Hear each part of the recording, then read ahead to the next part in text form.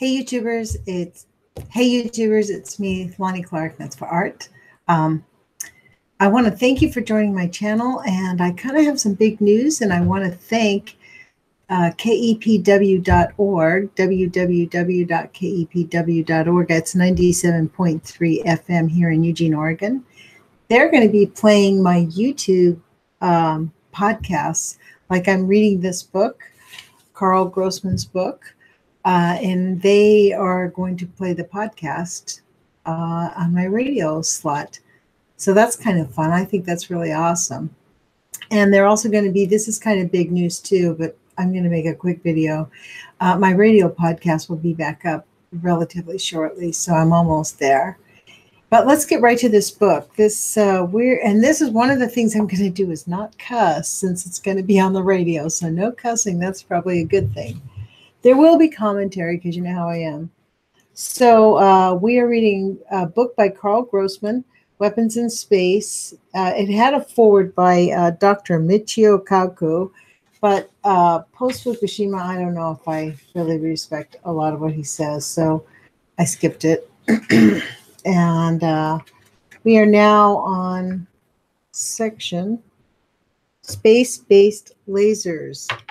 That's where we left off last night, to sure. Far more than reports. Oh, excuse me. Before I get into this, this is Weapons in Space by Karl Grossman. And let me tell you every time I read the book, I'm going to tell you what year it was written. Copyright 2001, Karl Grossman. Forward 2001, Michio Kaku. 7 Stories Press, first edition, published in association with Open Media. All rights reserved. Including without prior written permission by the publisher. Do I have that? No, I have verbal permission by the author. I'm going to have to ask them about this. Now that it's going to go on the radio, I don't want to get KEPW in trouble. So before I send it to KEPW, you guys, I'm going to have to actually ask these people if it's okay, because Karl Grossman told me I could read it, but as I'm reading this, I'm like, I should probably get their permission, because that might cause KEPW some bad things, because they are, after all, KEPW. Let's talk about this radio station. It's super awesome. Oh, there they are. 97.3 FM, Eugene, Oregon. This is such an awesome thing. In 2016, the United States government was forced, because of a lawsuit, to give out more FM radio stations, because everything was becoming like an oligarchy with just the complete monopoly. So they belligerently said, okay, we'll give 18 more out. And KEPW got one of the radio stations, like Eugene Peaceworks. So they created KEPW. That's their handle. And that was pretty awesome. The number is 97.3 FM here in the Eugene area. And it goes quite a large way, like Springfield, Coburg, I don't know, around. I'm not really from here. But if you look at the circle, go to www.kepw.org and look at the map there and look at where it's at. And you can listen online too. So, but this quick reading is going to be there, and I'm going to just proceed as if it's okay, because I've already read this on YouTube. So I have number 1 up, and it hasn't gotten a strike. So Karl said I could read it. We need the information out there. So I'm going to go with that. But I will ask. So before I get into this, I promise I will put my head into this and send them an email and ask for permission. If they say no, then I'll scrub these videos, and it won't be on KEPW. So, but anyways, back to the book. Let me mute this a minute. Hold on.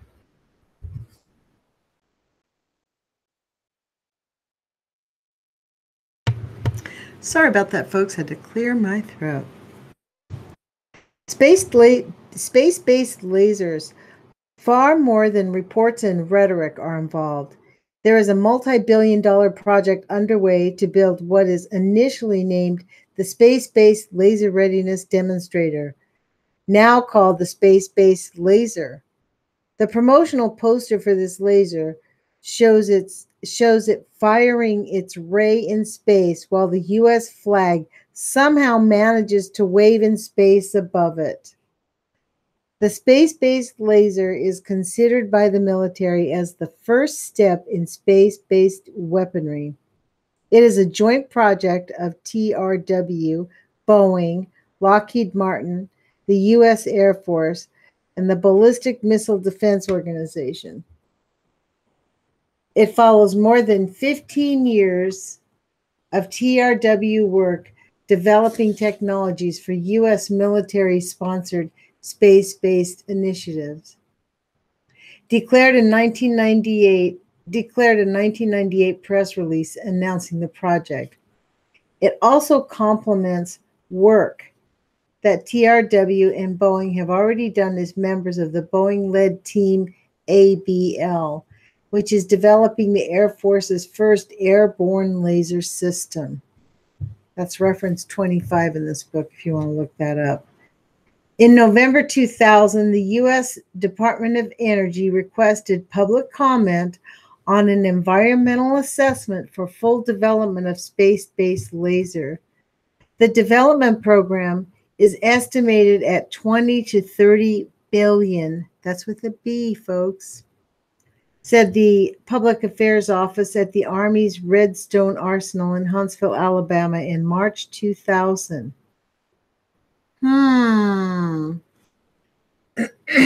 Okay. It said Redstone, base of the U.S. Army Aviation and Missile Command, was among the 4 finalists for the Space-Based Laser Test Facility. A team, including the Aviation and Missile Command and the adjoining NASA's Marshall Space Flight Center, was formed to support the SBL program. In December 2000, the Pentagon gave approval to the space-based laser project to go ahead. In December 2000, the Pentagon gave approval for the space-based laser project to go ahead at NASA's Stennis Space Center in Mississippi. Then there is a second space-based laser already in testing, the Alpha High Energy Laser. Built by TRW, it conducted its 22nd successful test firing on April 26, 2000.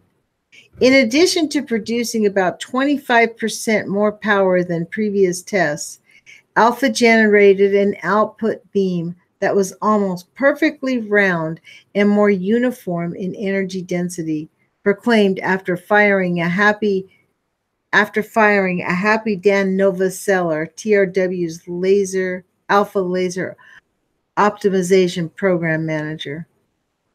Okay, do you guys get that? I'm sorry, I sort of messed up the sentence. So, in addition to producing 25% more power than previous tests, Alpha generated an output beam that was almost perfectly round and more uniform in energy density, proclaimed after the firing a happy Dan Novoseller, TRW's Alpha Laser Optimization Program Manager. Megawatt laser test brings space-based lasers one step closer, exclaimed the Space Daily, the internet space website about the test. It was a significant step towards the nation's disciplined maturation of the technology required to deploy the space-based laser integrated flight experiment. The article included a drawing of the Alpha laser with the caption, "Turning swords into lasers." Oh, Lord.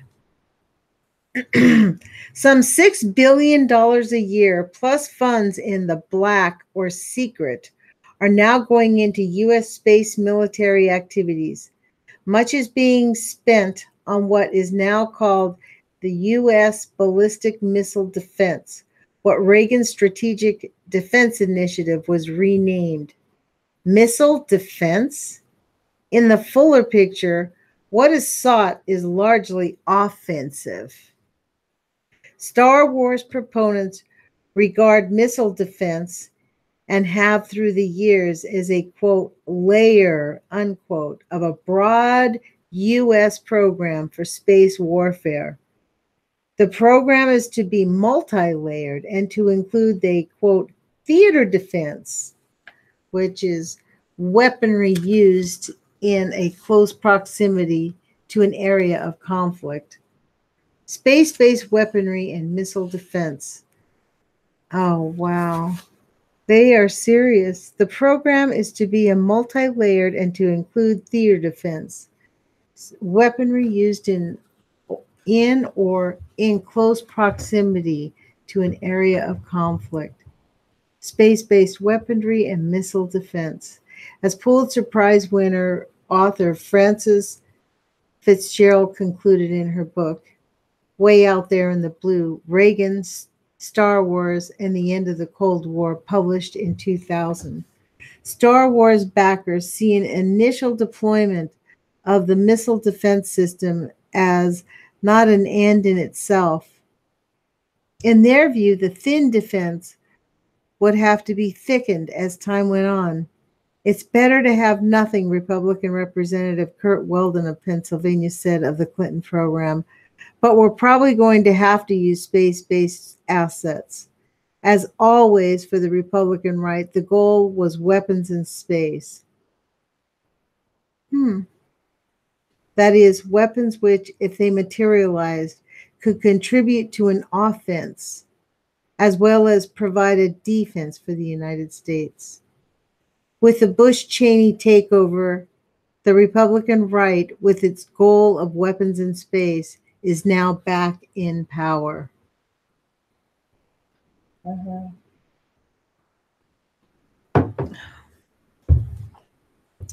Preventing an arms race in space.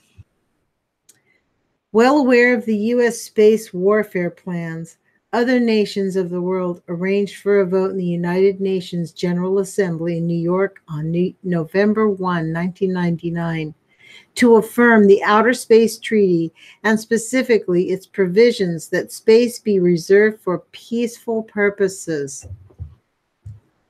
Peaceful purposes. Some 160 nations voted for the resolution entitled Prevention of an Arms Race in Outer Space. It recognized the common interest of all mankind in the exploration and use of outer space for peaceful purposes. I think that went by the wayside, I guess. And reiterated that the use of space shall be for peaceful purposes, carried out for the benefit and in the interest of all countries. The measure stated that the prevention of an arms race in outer space would avert a grave danger for international peace and security. And what about our planet? Can you imagine them dumping nuclear junk all above our atmosphere? Lord. Only 2 nations refused to support the resolution. Take a guess. The U.S. and Israel, no doubt. Both abstained. That stance was in the line of the consistent U.S. pattern in international forums in recent times of opposing efforts to keep space for peace as set forth in the Outer Space Treaty. On November 20th, 2000, the Prevention of an Arms Race in Outer Space resolution came again before the UN General Assembly, and 163 nations voted in favor. Again, the U.S. and Israel abstained, joined this time by Micronesia, a cluster of Pacific islands that depends on U.S. aid. This was in 2000? That was just when George Bush took over. So it's the same kind of bullying tactics that they recently did. What was that Latin American country, Guatemala? They threatened to take the aid away from them if they didn't vote with them in their recent thing at the UN. That was pretty harsh. Okay, let's get back to the story. Canada, certainly in no way a potential foe, has been highly active at the UN in seeking to strengthen the Outer Space Treaty with an agreement to ban all weapons in space.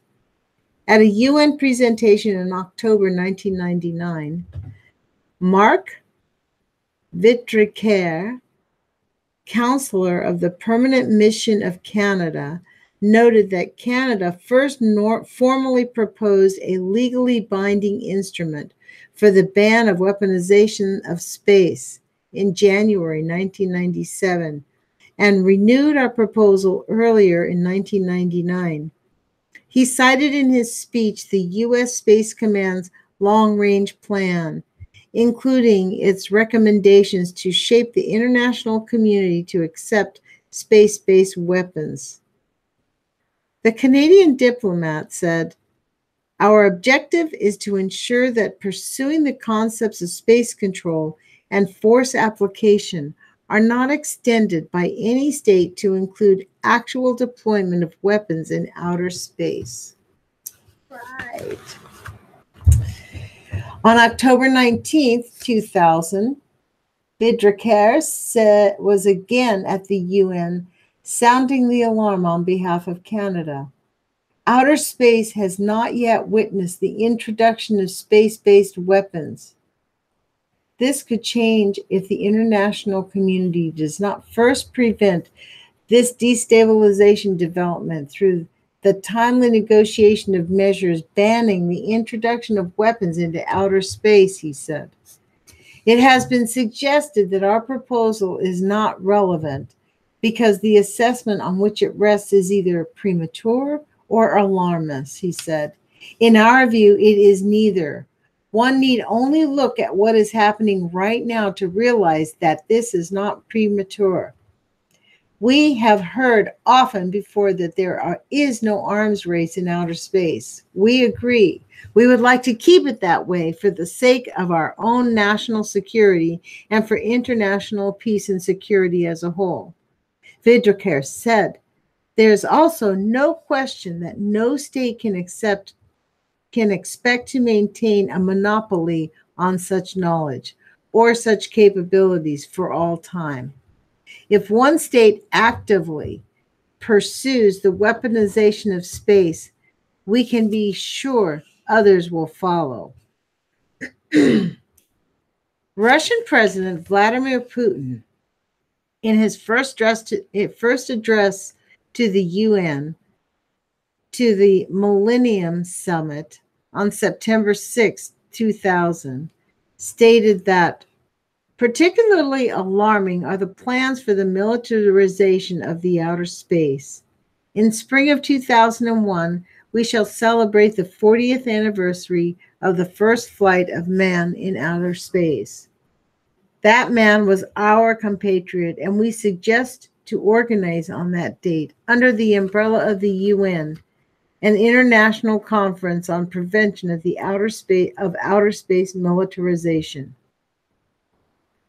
In December 2000, Canadian Prime Minister Jean Chrétien and Putin, visiting Canada, issued a joint statement announcing that, quote, "Canada and the Russian Federation will continue close cooperation in preventing their arms race in outer space, including interactions of the preparation and holding of Moscow in the spring of 2001 of an international conference on the non-weaponization of outer space," unquote. That conference, titled Space Without Weapons, was held in Moscow between April 11th and 14th, 2001. Wow. UN Secretary General Kofi Annan declared at the opening of the UN Conference of the Disarmament in Geneva, Switzerland, in January 1999, that space must be maintained as a weapons-free environment, and be urged that we codify principles which can ensure that the outer space remains weapons-free. 2 months later, at the UN in Geneva, a seminar was held on the title of an arms race in outer space. Oh, the prevention of an arms race in outer space, organized by the Women's International League of Peace and Freedom. It began as a presentation by me on an overview of the current stage of militarization of outer space that included the information I've conveyed so far in this publication. Wow. Well, let's see how much more this chapter has to go, because it feels like I've been reading a long time, so I want to end. I think it's going to go on for a little while, weapons in space. Wow. Okay. Let's see, give it chapters. Because I can't find the next subchapter, so I wanted to see how far we had to go. Oh my goodness. Well, let's stop right now because look, there's no subchapters yet. My goodness. The dirt is going to be spilled in this book. Weapons in space, folks. Weapons in space. And they're moving ahead. Didn't you see that earlier video? 2020. That's their plan date, 2020. Wow. Anyways. I want to thank KEPW for playing my radio show and for playing this audio. I'm going to edit out some of the parts where I was fumbling. But I want to thank KEPW for that. And put your courage feet on, you guys, because guess what? We need people. We really need people to stand up and stand up to the liars. Like, this is stunning, the way the Republicans are standing behind Trump when he lied straight-faced. What a coward, standing next to Putin. Like, literally, he's like, oh, no, I meant wouldn't. It was a double negative, so that meant I didn't. I thought that, no. Like, really? And people can still stand. You know why? They want the knockout. They want to be able to take advantage of the no regulations. They want to take advantage of not paying their fair share because he's a gangster and Mr. Mafia guy, and he thinks he's gonna but he's not gonna, man. We're gonna win. You know why? Because we got love on our side, because love is greater than fear. And happiness really is resistance, folks. That is really, think about that one. Really resistance. Tell the people that you love them. You know, open our hearts. We need to, seriously. Here, see what that says? Oh, for those of you listening on the radio, I'm showing my YouTube audience my only tattoo on my right forearm, right below my elbow bend. And it says, love is greater than fear. And the greater than sign is, that algebra sign that points to the right. And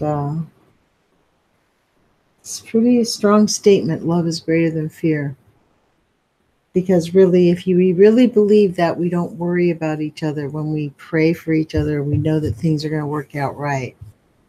Like, we're in the thick of it right now.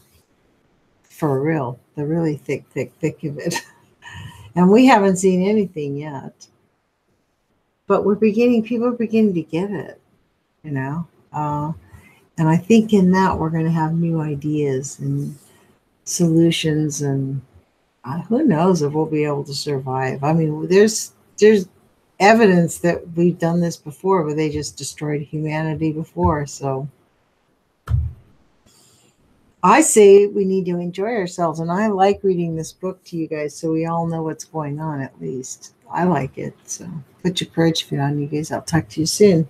Thanks, KEPW, for playing my audios of some awesome books and authors. Ciao. Bye, YouTubers. Love you guys. Subscribe. Thumbs up.